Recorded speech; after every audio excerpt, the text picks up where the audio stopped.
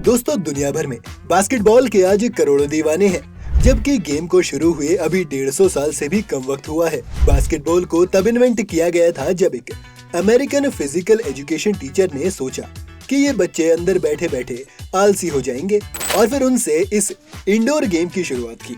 लेकिन धीरे धीरे ये बढ़कर आज दुनिया के सबसे बड़े मनी मेकिंग मशीन्स में से एक हो गई है। आपने भी बास्केटबॉल जरूर खेला होगा, लेकिन क्या आपने कभी ये सोचा है कि आखिर इन बॉल्स को किस तरह से फैक्ट्री में बनाया जाता है?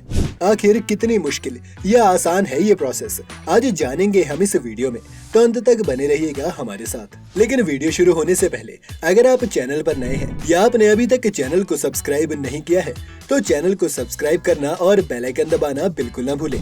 बास्केटबॉल के काम करने का तरीका बहुत ही सिंपल है। जैसे ही ये रबर बॉल जमीन को हिट करती है, ये उस फोर्स के कारण कंप्रेस हो जाती है और इसके अंदर मौजूद हवा भी किसी स्प्रिंग की तरह इस सारी फोर्स को एब्जॉर्ब कर लेती है। फिर यही हवा जब वापस जमीन की तरफ आना शुरू करती है तो न्यूटन के थर्ड लॉ ऑफ मोशन के कारण जमीन भी बॉल पर उतनी ही फोर्स एक्सर्ट करती है, जिस वजह से बॉल ऊपर की तरफ फिर से उड़ जाती है। इस बॉल को बनाने के लिए सबसे पहले हमें इसका वो रबर ब्लैडर बनाना होगा जो इस हवा को स्टोर करके रखेगा। इस ब्लैडर को बनाने के लिए एक नेचुरल रबर की शीट को लेकर शुरुआत की जाती है, जिसे एक फैक्ट्री वर्कर पहले किसी टी शर्ट की तरह अच्छे से फोल्ड कर देता है और राय इक के ऊपर एक डाई रख दी जाती है जो एक स्पेसिफिक शेप की होती है। इस डाई के साथ इस रबर शीट को प्रेसिंग मशीन के अंदर डाला जाता है और प्रेस को एक्टिवेट कर दिया जाता है। ये मशीन इन अलग अलग लेयर्स को काटते हुए इस रबर शीट को एक ब्लेडर की शेप में काट देती है। इसके बाद ये ब्लेडर वर्कर्स के पास जाते हैं जो इनके होल्स के आसपास एक ग्लू लगा देते हैं।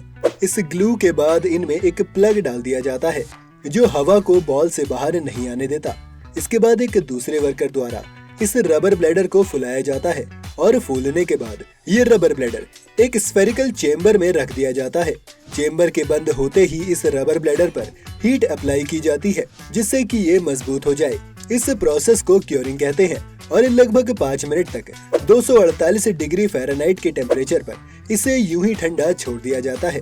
इस चैम्बर के बाहर आने के बाद इस रबर को एक रिवॉल्विंग सिलेंडर पर घुमाया जाता है और दूसरी तरफ से नायलॉन की थ्रेड्स इस पर अपने आप लिपटने लगती हैं, जिससे कि बॉल को स्टेबिलिटी मिलती है।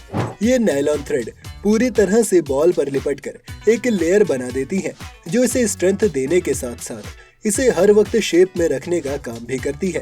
अब बारी आती है बॉल के बाहर के मटेरियल को बनाने की, जिसके लिए coloured synthetic rubber, natural rubber, magnesium carbonate और मिनरल ऑयल का इस्तेमाल किया जाता है।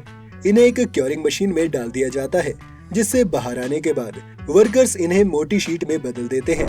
इसके बाद इन शीट्स को एक मशीन स्लाइसेस में काटती है और इसके बाद इन्हें फोल्ड किया जाता है। हर तरह की बॉल के लिए अलग अलग कलर की रबर शीट इस्तेमाल की जाती है। ब्लू रबर वॉलीबॉल के लिए है तो ग्रीन और येलो रबर मेडिसिन बॉल्स के लिए। इन रबर शीट्स को इसके बाद रोलर से गुजारा जाता है जो इन्हें और भी ज्यादा फ्लैट कर देते हैं, जिससे कि ये और भी ज्यादा लाइट वेट और पतली हो जाती हैं। रेड रबर जो बास्केटबॉल के लिए इस्तेमाल की जानी है, उसे एक ऑटोमेटेड ब्लेड छोटे छोटे पीसेस में स्लाइस कर देता है और अब एक मेटल पैटर्न कटर को इस शीट के ऊपर रख दिया जाता है, जिससे कि इस रबर की अलग अलग स्ट्रिप्स काटी जा सके। बाद में इन स्ट्रिप्स को इकट्ठा ही बास्केटबॉल पर जोड़ा जाएगा।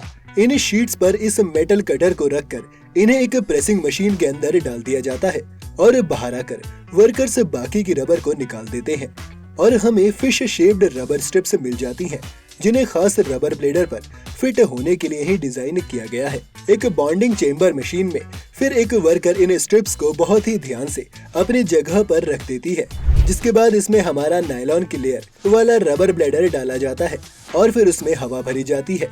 इसके बाद इस बॉन्डिंग चेम्बर को बंद कर दिया जाता है। चेम्बर के अंदर मौजूद हीट और प्रेशर के कारण ये स्ट्रिप्स अच्छी तरह से बॉल पर ही चिपक जाती हैं और बाहर आने पर अब ये बॉल कुछ बास्केटबॉल जैसी दिखने लगती हैं। इसके बाद एक वर्कर इन बास्केटबॉल्स पर कंपनी के नाम और लोगो वाली एक स्ट्रिप को बॉल पर लगा देते हैं। इसे साथ में चिपकाने के लिए एक खास तरह की ग्लू का भी इस्तेमाल किया जाता है। अभी हमारा रबर बॉल बाहर से बहुत ज्यादा स्मूथ है, जबकि एक बास्केटबॉल में डॉटेड पैटर्न होते हैं। इन पैटर्न्स को बनाने के लिए इस बॉल को फिर से एक मोल्डिंग मशीन में डाला जाता है। बॉल को मशीन के अंदर डालने के बाद उसमें और ज्यादा हवा भरी जाती है और फिर लिड को क्लोज कर दिया जाता है। इस मशीन के अंदर ये बॉल अच्छे से बेक होती है और जब बॉल बाहर आती है तब न सिर्फ उसके ऊपर पैटर्न बन चुका होता है बल्कि कंपनी का नाम भी अच्छे से प्रिंट हो जाता है। इसके बाद एक वर्कर इस प्लास्टिक को बॉल पर से हटा देता है और एक दूसरा वर्कर इस बॉल में फिर थोड़ी सी हवा भर देता है। अब बारी है इस बास्केटबॉल को पेंट करने की और ये काम एक स्किल्ड आर्टिस्ट के हाथों से ही होता है। ये आर्टिस्ट इस बॉल को घुमाते हुए इसके ग्रूव्स में ब्लैक रबर पेंट कर देते हैं और इस पेंट को भी जल्दी से क्योर कर लिया जाता है। अब एक दूसरा वर्कर इस बॉल में एक फिल वॉल्व डाल देता है ताकि जब चाहे इसमें हवा भरी जा सके और इसके बाद इन्हें पैक करने के लिए इसमें से हवा निकाल दी जाती है। आगे पैकेजिंग लाइन में इन डिफ्लेटेड बॉल्स के साथ साथ एक ट्यूब भी ऊपर रख दी जाती है और एक ऑटोमेटेड पैकिंग मशीन इन दोनों को एक साथ में पैक कर देती है।